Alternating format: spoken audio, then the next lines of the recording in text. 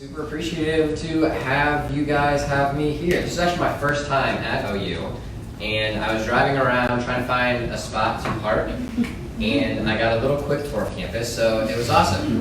Very cool. So I came from Walsh University, and Walsh doesn't even have a road that drives through it, so it's very self-contained, so this is like a big step for me, so much appreciated. All right, so I'm going to be talking about a couple different things. Some of it is marketing, some of it's entrepreneurial stuff, some of it's general life experience, coaching, all that kind of stuff. And I'll walk you through that. So I tried to think of a very cute, fun, marketing-esque thing to title this little presentation, and all I could come up with was license to create. Hopefully you'll see why that makes sense as this little chat goes along. And if you did notice, the bottom talks a lot about passion. And I have a very love-hate relationship with finding your passion, because a lot of people say, yo, go out and find your passion. And they define that as finding a job that you'll love. I don't define it that way, and I'll talk about how I define it and why you should define it the way I define it in a little bit. All right, so that's me. I'll give you a quick rundown of the high points and the cool, weird stuff that I've done with my life. And then I'll break it down a little bit and then tell you the stuff that I've learned and how you can relate it to your life and your career. And then we'll talk a little bit more about marketing and entrepreneurship. First things first, I am a marketing nerd. I got my undergrad degree from Walsh University, which is like 4 hours from here, kind of in the Cleveland, Ohio area. So you remember Spotlight? Guy back there said he's a Pittsburgh fan. I'm sorry, I'm a Cleveland Browns fan, but we can talk about that later, no big deal. Then I went off to Ireland and said, I don't really know what I want to do with my life quite yet. I want to do my own thing, but I still want to do marketing. So the best thing to do was go off and get a graduate degree, which was also in marketing. So I went over to Ireland and studied for a year at Trinity College Dublin, which was absolutely fantastic. So if you all have the opportunity to study abroad, you should absolutely do it. And just traveling in general really opens your eyes to so many new experiences. So hopefully you can ask me questions about that. Next thing, I started a social media marketing agency. So 10 years ago, social media barely even existed, but now I was able to branch off and start my own company simply because of social media. Let that sink in for a little bit. 10 years ago, I would not have had the opportunity, and I probably would have ended up working at an agency for somebody else, but because of the invention and the quick growth of social, I was able to go off and do my own thing and create value for businesses. I also started a freaking ice cream shop, which is totally random, but has been super fun and super weird. I'll talk about it in a little bit. I create video content, which is kind of what got me started in building my own brand and my own company. And I actually began vlogging while I was in Ireland, and that ended up translating into doing wedding videos. Now I shoot promotional videos for businesses, and it correlates perfectly with the little social media marketing agency that I've kicked off. I'll talk about that in a little bit too. I do a podcast called Creativity Killed the Cat. I talk about super creative ways that companies can utilize marketing and social media marketing. And in each episode, I take one small business that I find unique or cool, and then I give them some marketing advice. So you can check that out. It's even on Spotify, and I would love to collaborate with any of you guys on that too. That would be so fun. So if you have business ideas, if you want to jump on a podcast episode with me, let me know. That would be a blast. All right. I am an absolutely massive soccer fan. I freaking love the Columbus Crew, so I'm very glad that they are staying in Columbus. That makes me very happy. I'm also a general soccer supporter.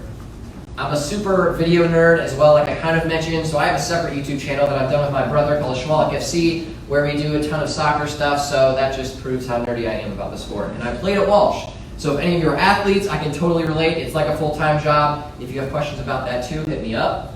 I de-stress by running everywhere, so unfortunately I did not make it to Major League Soccer or any of the professional realms of soccer, so now I just stick to running around the city, and that's what I use to de-stress. Alright, so those are just the quick high points of me. So I'm going to dive right in and use the journey that I've kind of had in my professional life and my school life to give you examples of how you can find your passion and go off and be a better marketer, be a better student, be a better career person, whichever way your career goes. So first off, this is me. I made this awesome little thing when I was in 4th grade. That's plankton standing upon a Krabby Patty. That was the very first instance where I realized I really like to create things. That was super fun to me. I got an award, this little ribbon that I still have to this day, and I was like, wow, when you can create something out of your own imagination and turn it into something that has value, I think that is so much fun. So talking about passion, your passion is not your job. I don't define my passion as my job. I would not say marketing is my passion. I love it, I think it's fun, it's very entertaining, but being a marketer is not my passion, and I would challenge anyone that says that their job is their passion. An astronaut, if they would say their job, being an astronaut, is their passion, I would say baloney. That is not true. An astrophysicist, a librarian, doesn't matter what area you are, if it's a very specific field, if it's more generic, I would say that your career is not your passion. And the reason that I get frustrated with people talking about passion is because they typically define passion as finding a job that you love, and that is your passion.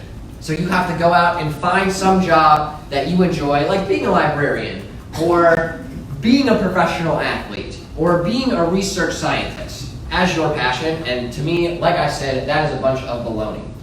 Because a job in itself should not be something that you pursue to make yourself happy. Ultimately, what I define as a passion is what is entailed in that job, something much more specific that will be your passion.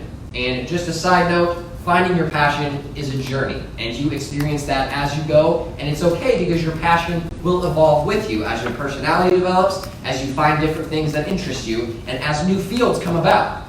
So 15 years ago, when social media did not exist, some people ended up seeing that transition and started getting into the career of social media, and they didn't know about it 5 years prior. So you will evolve as the career that you choose evolves and everything else evolves. So understand how to measure your own happiness. That is something that we don't talk about enough in college. Someone relates to mental health, also relates to yourself as an individual on how you define what makes you happy. Is it going out late, hanging out with your friends at the bar? That's cool. If that does make you happy, define that and make sure that you understand. All right, hanging out with friends makes me happy. Something else, maybe reading a bunch of books, getting more knowledge, getting more educated. Maybe that makes you happy. Understand why that does, and then make that note mentally that, all right, this is some activity that ends up making me happy. So continually do that test mentally as you go off and try different new things. I've kind of talked about it, but distill the activities you enjoy into action.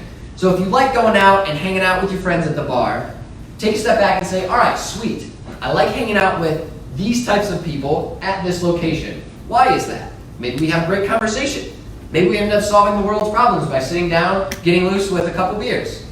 As you kind of distill those actions and those thoughts, realize what in those certain things that you're doing make you happy. And that's how you'll slowly kind of define what makes you happy.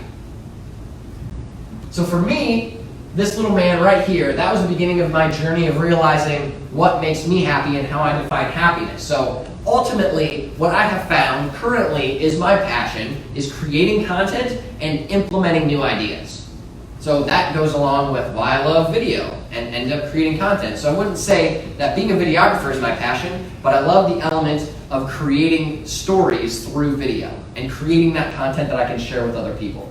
So now that I know I love creating content, that opens up a lot of different job opportunities for me. Sure, I could go off and do my own thing, that's awesome. I could also be a part of another marketing agency where I can help create content. Maybe I'm a part of a company and I'm in their marketing department and help them create different types of content. So distill it more down than just saying your passion is a job. Last thing, I said finding your passion is not a destination, it's a continual journey. Your passion may shift multiple times, especially with our generation. We have, on average, 7 different careers in our professional career lifetime. That's totally normal because we find as we grow, there are a ton of new awesome things that we can end up showing our passion through. So that's sweet. So what I do with my presentations to keep them kind of fun and active and somewhat weird, I have you ask me one question before we can continue on as we go. So one, to check up and say like, oh, have you actually heard one little nugget of something that I've heard? So hit me with a question. What do you got? It can be about anything previously. It can be something about my bio. Whatever you want to ask. All right, nice. What's been your favorite topic on your podcast that you've covered? Sick question. Favorite topic on podcast that I have covered is probably personal branding. So my very first podcast episode was looking at this guy's personal brand and how he can take it to the next level, which I didn't get to dive into as much as I would have liked because my podcast episodes are around 15 minutes, so they're digestible. But I would say looking at personal brand, because each person is unique in themselves, and then they have to kind of turn that into a brand. So I think that is super interesting to me, and I'm hoping to do more podcast episodes on that. Awesome question. Nice. All right. Now I'm into the college portion of my life. I went to Walsh University, like I said, in the Cleveland area, and it actually happened because of a road sign. So I was driving in the Cleveland area on a road trip with my father. We just went to John Carroll and Baldwin Wallace, scoped them out, they were nice, it was fine. On the way back, we saw a sign for Walsh University off of the highway. Talk about nice little marketing there. And then we said, all right, it's a college road trip, so let's go check it out. Ended up going, scoping out the campus, it was fantastic. Fell in love, was able to play soccer there, and a variety of different programs they had that I was interested in. So that's how I got to the university where I attended. I studied marketing during my time at Walsh University, as well as history, government foreign affairs, and entrepreneurship and food sustainability as my minors. So I was a little bit of a nerd, it's fine, but I like to learn about a variety of different things, and they have helped me translate my career into those different areas, which has been really fun. I put hanging out in a garage.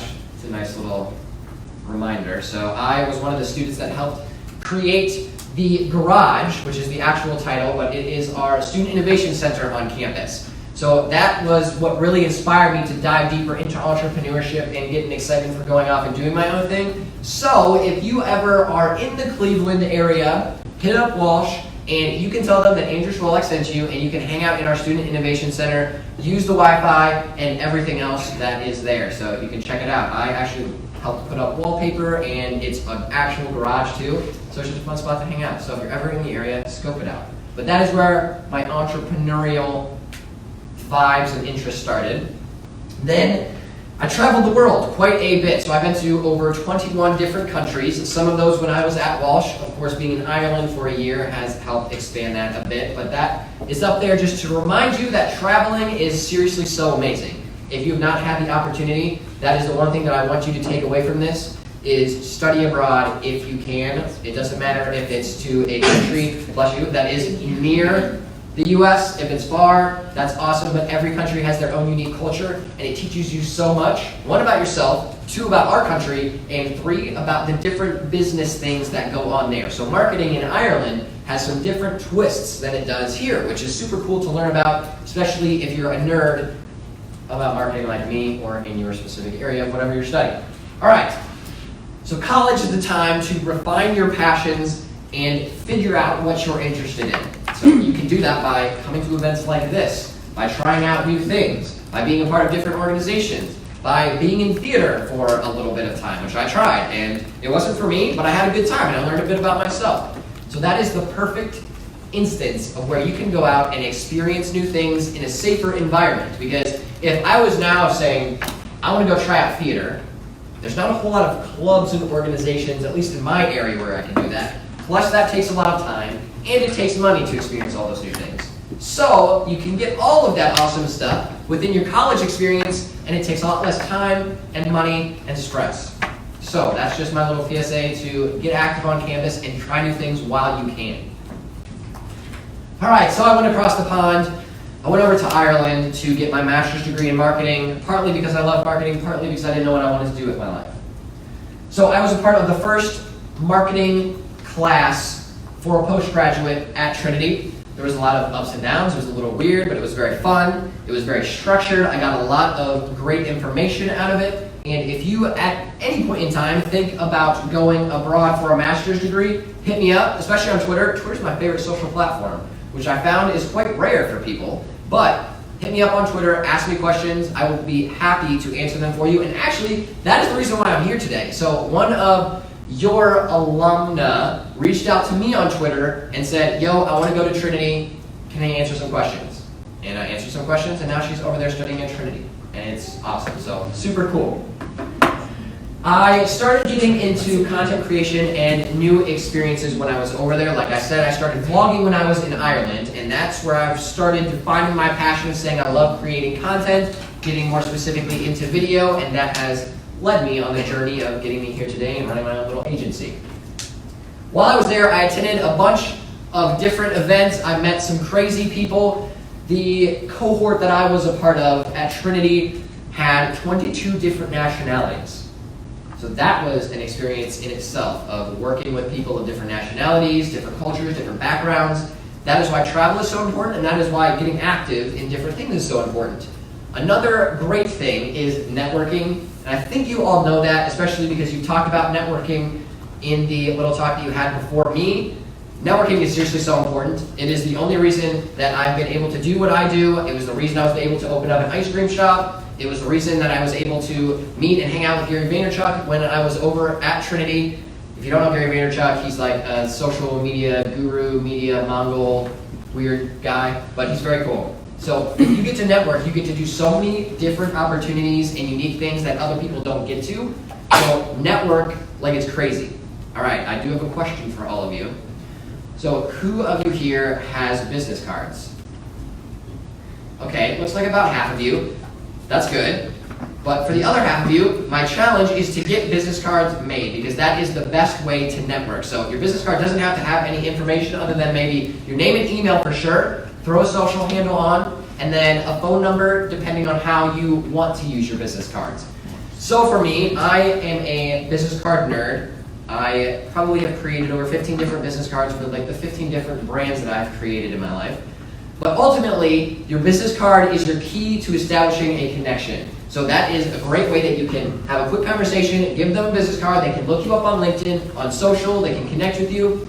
I was on a flight, and there was a guy sitting next to me, and we just started talking about video creation. This dude travels around Africa making videos of people's language and how he can convert that language into movies.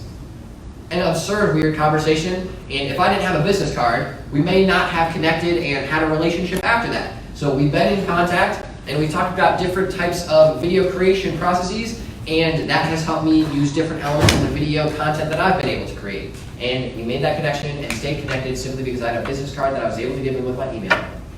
So my challenge is get freaking business cards. All right. Last thing on this one is get out of your comfort zone. I've hinted around it by getting active in different pieces, but getting out of your comfort zone is one of the best things that you can practice because it is scary. So when I was in high school, probably my sophomore year, I was a very shy kid. I would have never talked in front of you all right now, but I slowly got out of my comfort zone by going to a leadership conference, and then eventually volunteering to be on the board of that leadership conference, and then eventually performing a skit at that leadership conference, and then I continually spoke and did different things that got me out of my comfort zone that have enabled me to try a variety of different things, from speaking to all of you, to traveling abroad, to saying, I'm not going to go the traditional route, I'm going to start my own company. So that is why it's so important to practice getting out of your comfort zone. And it can be as little as sitting with somebody new at the cafeteria, or welcoming someone new into your friend group, or volunteering to go first for a presentation. It is a journey, just like finding and defining your passion is, but getting out of your comfort zone is really one of the reasons why I've been able to do all the cool stuff that I've been able to do in my life. All right, it's time again. Yes, question.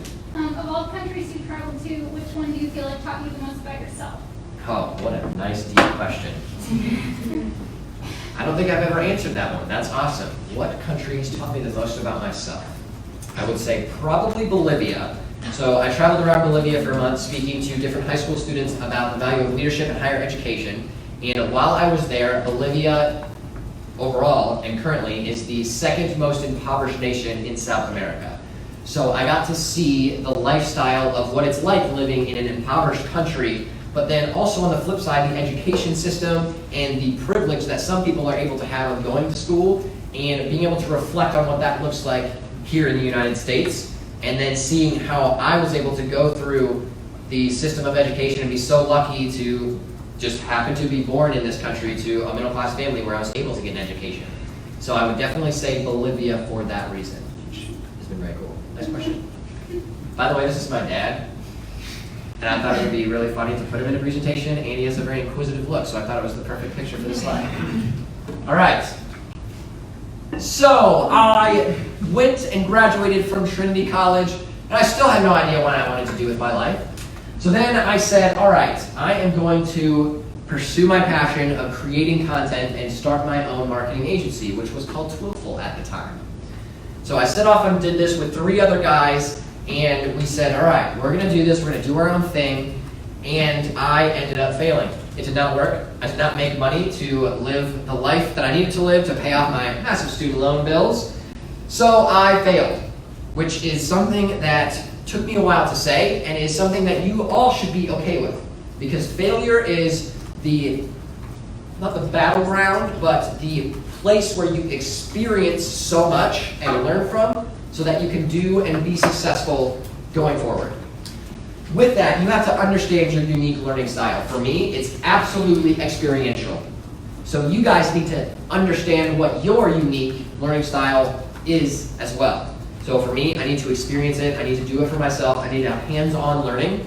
Some people are lecture focused. They just need to sit there and listen to information and they soak it in and they're good to go. Which I think those people are absolutely crazy because I cannot do that whatsoever. But I did have a roommate who would sit there, not even take notes, and then be able to recite exactly what the professor said back to him, which is impossible and scary to me.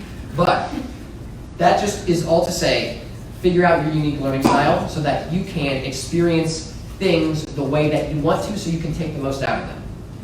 That fully goes into my situation. I needed to go out and to do this and to try to build a company for myself so that I can take all the knowledge from that experience and then translate it into something useful.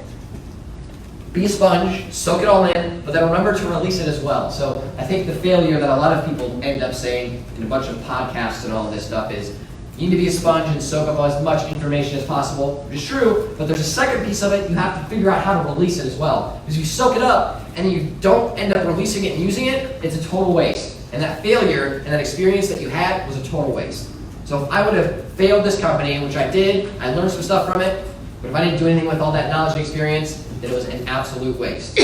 So make sure to release that information, whether that's in your career, in your life, with others, in a project, just utilize it. Always add to your experiential bucket. So I have just been declared that I have my first cavity ever, which is a very stressful experience. I've never had a cavity in my life. I like taking care of my teeth, but apparently somehow I got a cavity. And I thought of this as a very stressful time, which I'm still stressed about it because I still have to go get the drill. But my dentist said, yo, just think about this as one new experience that you can add to your experiential bucket. At the time I said, screw you, I don't really care, I have a cavity, I'm stressed. But ultimately, it's very true.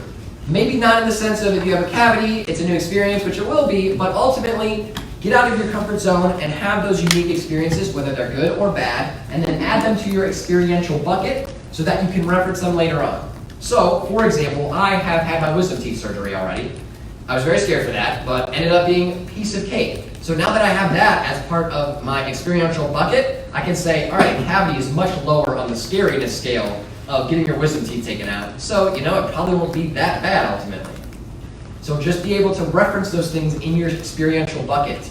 And plus, use that experiential bucket to keep awesome memories as well. So in your experiential bucket, if you have a terrible breakup, which I've had some of those, so I can reference those back and say, you know what, sometimes that sucked. I can talk about funny stories. I can also utilize that going forward to say, all right, now when I have a relationship, I'm gonna not do X, Y, and Z, and I'm gonna try A, B, and C. Last thing, never stop hunting for ways to fulfill your passion. While you're on this journey of trying to define whatever action your passion is, keep trying. Keep going forward, keep doing new things so that you can understand what your passion actually is. Because like I said, it will shift and change as you go along. If I was born 20 years earlier, video and content creation probably would not have ended up being my passion because video would not have been as accessible as it is today. So that means your journey will ever be shifting, like I keep mentioning. So just make sure that you're always testing yourself, measuring your happiness, and then trying to distill that passion as simple as you can.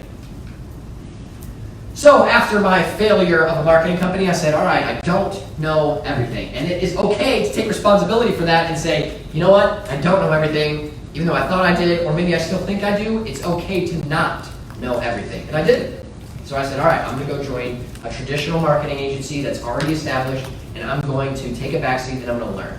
So that's exactly what I did. I went to Sanctuary, and I went in with a mindset of saying, I'm going to learn from this, and I'm going to dive deeper into what my passion is of content creation, understand that, add some more skills around my passion, so social media management, different forms of content creation, the management of paid campaigns, building campaigns, and doing all of that stuff. So the year that I spent at Sanctuary was so beneficial. Even though it wasn't necessarily the place I wanted to be, I was able to learn so much from that 1 year of just having an open mind and experiencing things like that.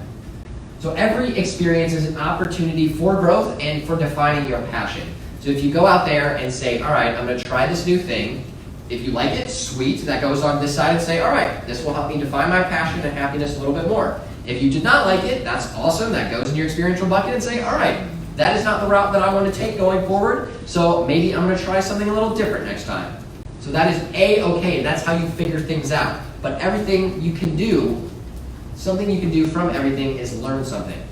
So that is what you should go in with that mindset into every new experience. If there's a class that you don't necessarily like, or maybe the professor is not the best, we've all been there, at least go in with an open mind to say, all right, maybe this is not where I want to be, but I can pull out little nuggets of information that will help me on my passion and happiness journey.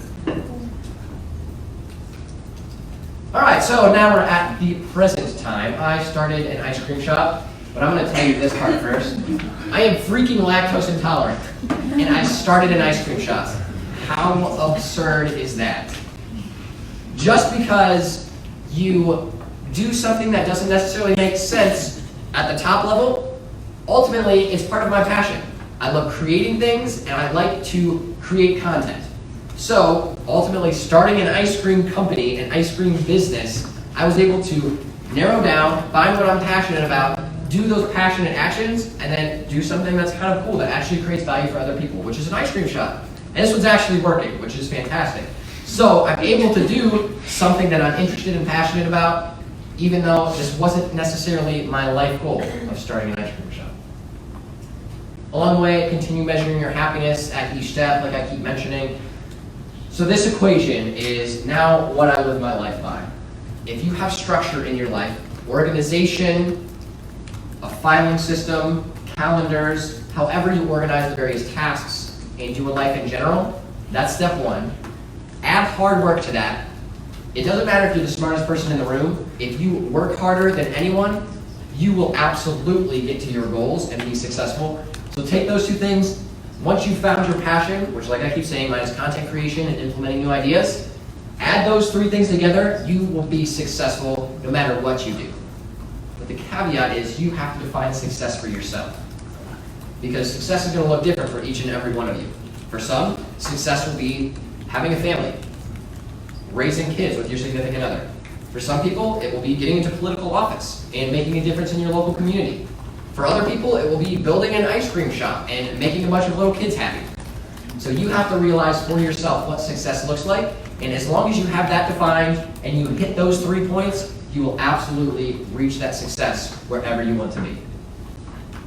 The one thing I have always struggled with is taking time to smell the roses. People always tell me that. I still struggle with it. I still am doing 7,000 different things all at once. But you really do need to take time to step back and to say, you know what? I'm doing something really cool. I'm having fun. I'm making people's lives better, and I'm enjoying it. So really, I do need to stress that one to myself and to all of you. Once you kind of get bogged down in your careers and you're doing awesome things, make sure to take time to step back, have fun with friends, and realize how you're making a difference. And that, at that point in time, that's when you'll be able to realize if you are successful and further define your measure of happiness.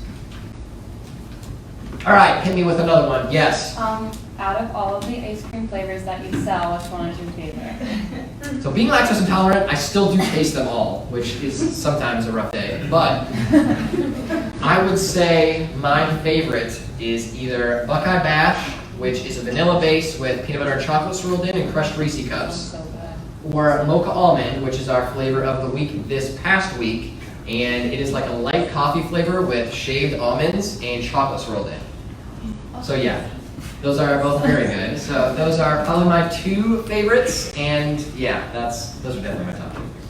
Nice question. All right. Now I'm going to start talking a little bit more specifically about marketing, and if I am even getting close to my time, you can yell at me. But I will start talking about marketing and entrepreneurship now, and get a little specific more into those types of fields if that's something that interests you. So this is the typical day of a marketer. So when I specifically focus in on marketing and doing things for my clients, I'll start the day by checking my emails, figuring out the different to-dos that I have to do that are time sensitive, specifically for that day or for the coming week. I will complete the daily tasks of checking in on reports, making sure I'm sending those certain emails that I need to send to clients, and then checking out the current initiatives that are happening. So that's, for example, I'm currently running a campaign for a camper company, and I want to go in and make sure that everything is flowing well, all the data is looking right, and there's no blips. During the middle of the day, I'll have conversations with clients via email. Sometimes we will video conference in, talk about different topics. Maybe their goals for this period of time are changing, so they want to shift up some of their marketing initiatives. They found more budget, which is always wonderful, so we can talk about different ways to spend that. So that is always a fun thing to have a conversation about. I'll continue developing strategies, so that is a large part of what you'll do as a marketer. Doesn't matter if you're in social media marketing, if you are in PR, if you are in billboard advertising, which I would love to see who would be in billboard advertising. But you'll ultimately be building strategies. High level, small, tiny level, in the middle. So whether you are doing billboards, you'll have to build a strategy of what that billboard will look like, where you're going to place it, the frequency, the budget you'll have. Or if you're doing social media marketing like myself, you have to build out those campaigns, figure out the creative, the direction that you want to go with that creative, the duration of those campaigns, the amount that you want to spend, how you want to spend it. So if you go into marketing in any aspect, campaigns are the large portion of what you'll be doing, and that is so fun. So remember to always go in with a campaign mindset, and especially when you're going into interviews, talking about campaigns will be very beneficial, and that's what helped me get my job at Sanctuary as well. I'll continue having meetings, and that is when I'll end up creating content too, which is kind of the middle of the day / end of day. I'll be checking on the content that's already out there, seeing what's performing the best, how I can recreate that functioning of everything. I'll build some more strategies, which is always interwoven. I'll publish some more content. And then the very last thing I do is restructuring my to-do list to make sure that I'm getting everything checked off. This is the typical day of an entrepreneur. You don't have a typical day as an entrepreneur, regardless of what area you are in. So it's a very weird relationship that I have, because I have a marketing, social media agency, but I also run an ice cream shop, which don't cross over all too much, but the marketing elements thankfully do.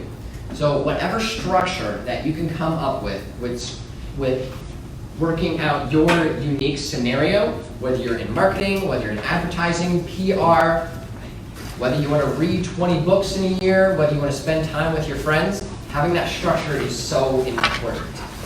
So whether you're an entrepreneur, whether you are a research scientist, whether you're a marketing analyst, you have to have some structure in your life. So that is my second challenge for you.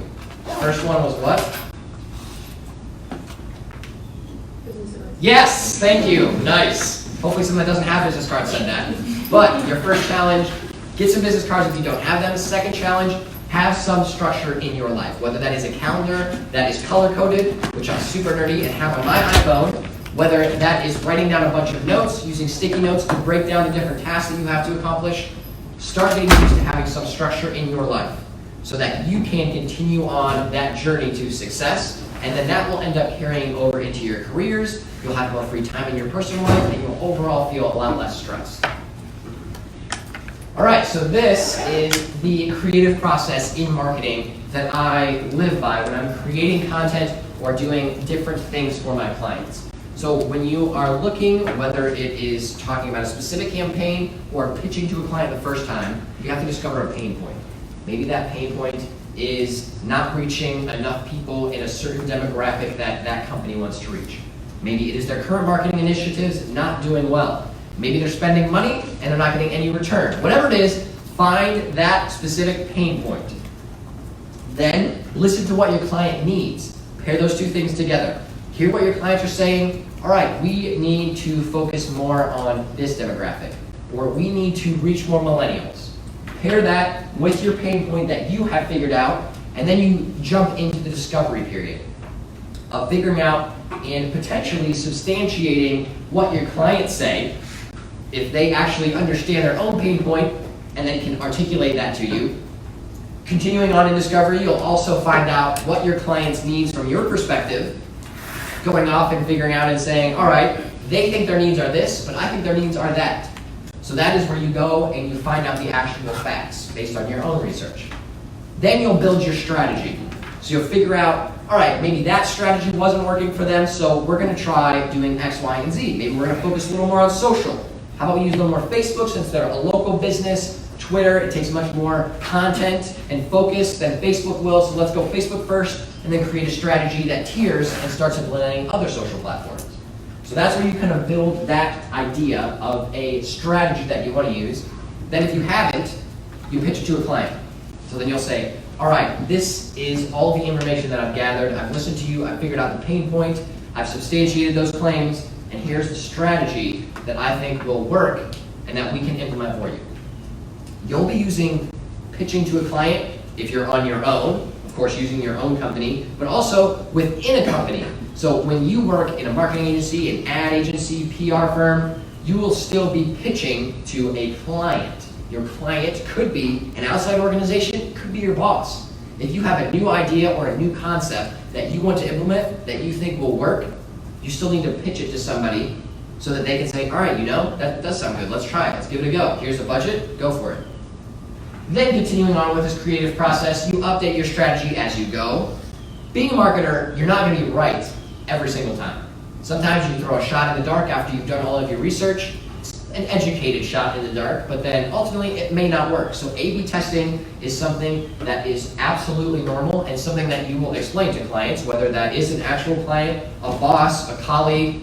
Testing out different strategies is what you need to do. And ultimately, that's what you do with your life anyway. You try out all of these new things like I've been saying, you do all these different experiences, you figure out what you like, you don't like, you start measuring your happiness, and then ultimately you'll define what success is for you, and then you'll be able to be successful and happy with what you're doing. So life is really just an A/B test, a very large one, and that carries over to the creative process as well. Then it comes to implementation. You dive in and you actually implement on those different campaigns that you've built, those different things you've designed, and you publish those campaigns in Facebook. You start creating that content and you share it to the world. You build out someone's Facebook page and do all those different things. And then you review. You go back and say, all right, this is the data. Looks like this was working. Maybe this was working too. Maybe this point wasn't working. Maybe we spent too much budget on this ad campaign and we needed to put it somewhere else. Then the whole cycle recycles. And you'll start at the pain point again. Then you realize in your campaign what that pain point is, and you just follow this same flow. So that is the creative process that almost all marketers will utilize in some fashion or another. So if you do get into marketing, this is a very beneficial tool, and it will just walk you through each step of what you need to do to get that campaign to be successful and to work with that client successfully. This is the creative process of an entrepreneur. It is very crazy. Just like your typical day will not be set in stone as an entrepreneur, that's the same for the creative process. Sometimes you will go in and try to figure out a pain point. And then while you're trying to go and substantiate what that claim is or what that idea is, you will have to go figure something else out. So that is something that you'll need to learn if you ever want to do your own thing and if you want to have a team. It gets very difficult to have a set process for your day or for the creative process. So that's why it's so important to have structure in your life. Because if you don't have structure in your life, then you want to be an entrepreneur or have your own thing coming in. There's no structure for either of these and they collide. You get very stressed out and sometimes you cry. That happens. So that's why it's important to at least have structure in one element of your life. So if something crazy happens, like someone doesn't show up to work the day that they're supposed to work at the ice cream shop, hits that, you're at least structured enough to be able to handle that crazy situation so that you can step forward and say, all right, I can either call someone, I can work there myself. We have a structure in place to be able to handle that. So I cannot stress enough how important structure is, and right now is the time to start amping up on your personal structure on how you can create that process. All right, hit me with another question. Be about anything. We talked about a lot now, so now you should have some ammo. Yes? What made you decide to start an ice cream shop? That's a very valid question. Being lactose intolerant. Why did I start an ice cream shop? So I was actually at Sanctuary. I was on my way out. I was there for a year, and I said, okay, I'm done with this. I've learned a lot. I'm ready to do my own thing. So I started to take on clients of my own, and one of my buddies, Alex Sheridan, who is one of my friends, we went to high school together, but he's a little bit older than me. I think he's about 30. He's freaking old. And him and an investor are working in downtown Marion to revitalize it. So it was big during the industrial era. President Harding was from Marion, and it used to be awesome. And then the downtown just flipped away. The Prohibition kind of started it, and then the Great Depression took all the air out of it, and then it slowly faded into nothing. Now, they are attempting to bring it back, which is awesome. So he called me up and said, yo, we want you to do something in Marion. And I was like, okay, that's cool. I went to high school there. I'm liking the small town vibes. I was kind of always from a small town myself. So we talked about it, and then I was like, all right, let me pitch you an idea. We got together with the investor, which is why networking is so important, because I wouldn't have met this investor if it wasn't for Alex. So we got together with Alex and this investor and said, yo, I want to start this ice cream shop that is kind of like Chipotle. And I gave him this whole pitch, like, all right, sweet, here's the money, do it. And then I was like, all right, well, I guess I'm moving to Marion. So that is how I ended up starting an ice cream shop. I'll answer the Chipotle thing really quickly. So I wanted to start an ice cream shop that was a little bit different than everything else. It kind of follows the idea of Chipotle. So you start by picking a base, which is a baked good or waffle taco. It gets warmed up. Then we put your ice cream on top, a topping, and sauces, and the whole 9 yards. So you kind of build it as you go, similar to Chipotle, which has been very interesting and very fun. Of course, you can get like just a cup, you can double scoop it, tons of options. But we wanted to do it that way. So, long story short, that is how I got started being lactose intolerant and opening an ice cream shop. Next question. All right. How to be a marketer. If you want to get into the world of marketing and advertising, this is just my 6-point Andrews Declassified School Survival Guide for marketers. First, clarify your area of expertise. Marketing is a massive subject. I specialize in social media marketing, so that is what you all should do as well. It doesn't matter if you're in marketing or in anything, really. You have to define what interests you and where you want to implement your skills. So figure that out for yourself. Maybe you're more interested in the research side. Maybe you're more interested in the analytical side. Maybe you want to be more of the creative team. Figure that out for yourself, regardless if it's marketing or not, and that is the first step. Next, don't be afraid to get creative. Doesn't matter if you're in research, if you are a marketer, maybe not so much in accounting, but be creative. Try new things, do something differently. And that's what's super cool about our generation. We think differently than most previous generations, whether that's because we are all so connected, we have social media at our fingertips, we're more informed, but we think differently, and that is what's going to help our society be better in marketing, in the world, in research, in science, and everything. So don't be afraid to be a little different and try things that no one has thought of before. Next, make networking part of your daily routine. Even after you have a job, networking is still vitally important because maybe your company will end up going bankrupt and you'll need to find a new job. Maybe you've realized after a year this wasn't the thing that you ended up wanting to do. You distilled your passion a little more and said, all right, this maybe isn't the right area for me. That's where your network will come in. Maybe you just want to do something cool and your network will have that opportunity for you. So that is why networking is so important. I love networking, it's very fun. Have LinkedIn accounts. I hope that you all do. I'm not even going to ask if you do or not because I'm going to be scared if nobody does. But LinkedIn is super awesome for networking, and it's a great way to stay connected with your network as well. Feel free, you can hit me up on LinkedIn. I would love to connect with all of you and follow your journeys. You can follow mine. I will absolutely help you get connected wherever you need to go. I have a lot of connections from a lot of random places, so if you're looking for internships in a specific area, especially marketing, let me know. I have a ton of connections that I can help you all get connected to find your next step. If you do want to find me, literally that is my first and last name, so you can hit me up that way. All right, next, get interested in data and analytics. This is more specific now for marketing. If you don't love the data and analytics side, which I don't love it. I love the creative elements. You still will be much more beneficial as a marketer if you at least can understand it and be interested in it enough that you are able to understand it. So you'll be needing to go in to a certain campaign. I'll just use social media as an example. So if you're doing a Facebook campaign, they give you gobs of data.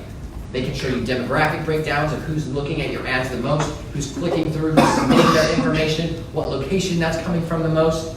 So at least be interested enough to understand it and then be able to speak to others about it. So that is so important for marketing, especially because clients, even more so now, want to see ROI. They want to be able to have a specific number or reason for their return on investment and be able to understand that. So data really helps you be able to sell that much better. Over communicate with your clients. If you're at an agency or if you're working within a marketing department at a larger company, over communicate so that there's less confusion, you understand more, and you can help other people understand more as well. Because the biggest difficulty through everything has been a lack of understanding with my clients. So I've realized, coming from Sanctuary, that was the biggest issue that I had. They didn't communicate well with their clients, is total transparency. I want you to know exactly what I have so that you can get at least a clear picture whether you want it or not. So every 2 weeks, I send my clients an update on how their campaigns are performing. Probably half of them, or less than half of them, read them. But if they ever have a question or have a concern, I can always point them back and say, hey, I sent you everything, you can review this, so no worries. Over communication is good in marketing. And lastly, build your personal brand. This is especially important in marketing, but also in general. Have a personal brand that you are able to define. Because when all is said and done, when you're looking for a job, when you're looking to leave your legacy on this world, your personal brand is what will be remembered. So maybe your personal brand is being a great father or mother. Maybe your personal brand is being a business mogul. Maybe it is being a priest. Whatever you want it to be, make sure that you define it so that you can understand personally, let me reverse that, personally understand what your brand is so that you can better communicate that going forward. So in interviews, you have to explain your personal brand to everyone. So part of your personal brand is going to OU, getting education, being a specific major, and that is a part of your personal brand. So continue to define that as you go along. All right, now this is how to be an entrepreneur. Yes? You have just a couple minutes left. So the couple minutes means that I stop and then have time for questions? No, like. Got it. Nice.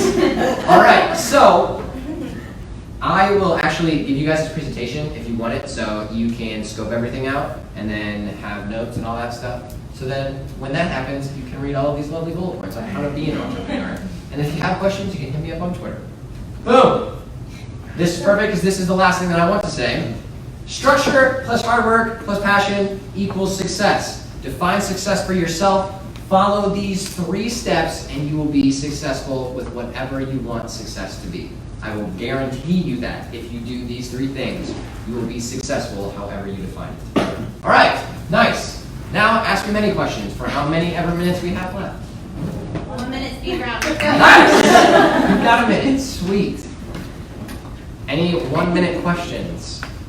I have one, but it might be more than a minute, but. That's cool. I'll Okay. swing it as We fast have as this I can. room, so anyone can say, but, and you should all come to dinner if you have questions. Great, love for that. But I was wondering is like something that I struggle with, I think other people have told me this too, is not finding my passion, but like I feel like I have a lot of different passions that could really go a lot of different routes for a career. And so how do you kind of like prioritize that or like refine that into one thing? Because I just feel like my passions go all over the place. So I'm like, do I go this route for a career? So, That is- what's your advice for that? That's probably the single largest thing that I have struggled with as well, because when I was in school, I was interested in so many different things. Politics interests me, marketing interests me, I love to travel, I just love creating content, podcasting is cool. So I think the thing that helped me the most was trying everything first. So I would start a small podcast. I did that, and I thought it was kind of cool, so I wanted to carry on with it, but I didn't make it something that I pursued at the time. Then I started managing a couple social media accounts for different school organizations. And I tried that a little bit. I found some of the others that I liked. Ultimately, after you've tried these different things and you've realized the pieces that interest you the most, and you've kind of defined that content creation and trying new things is your passion, and whatever that will be for all of you, then you have to have like a serious chat with yourself and say, okay, I have all these awesome opportunities, I can take any one of them, but now I have to realize, what do I actually want to spend my time that you won't be able to get back on? So it's just a serious decision-making process that I've had to do multiple times with myself. So I had to say, do I want to go to grad school and spend a year of my life abroad, or do I want to go off and start making money and making my name in a career?